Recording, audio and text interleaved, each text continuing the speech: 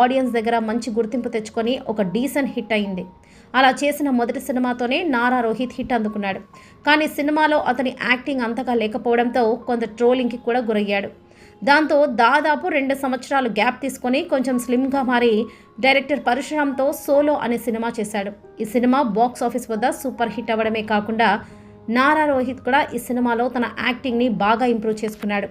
ఆ తర్వాత ఒక్కడిని రవితేజ చేసిన సారోచ్చార్లో ఒక గెస్ట్ రోల్, స్వామి రారా సినిమాకు వాయిస్ ఓవర్ కూడా ఇచ్చిన రోహిత్ 2014లో వచ్చిన ప్రతినిధి సినిమాతో మరో సూపర్ హిట్ అందుకోవడంతో పాటు తెలుగు ప్రేక్షకుల్లో తనకంటూ ఒక ప్రత్యేక గుర్తింపుని తెచ్చుకున్నారు. ఆ తర్వాత అసుర సినిమాతో ప్రొడ్యూసర్గా కూడా మారిన రోహిత్ తుంటరి, సావిత్రి, జోచితానంద, రౌడీ ఫెలో వంటి సినిమాలు తీసినా అవన్నీ సోసోగానే ఆడాయి. ఇక నారా రోహిత్కి తన కెరియర్ స్టార్టింగ్ నుండే శ్రీ విష్ణు మంచి ఫ్రెండ్. శ్రీ విష్ణు కూడా రోహిత్ లాగే ఇంట్రోవర్ట్ అవ్వడంతో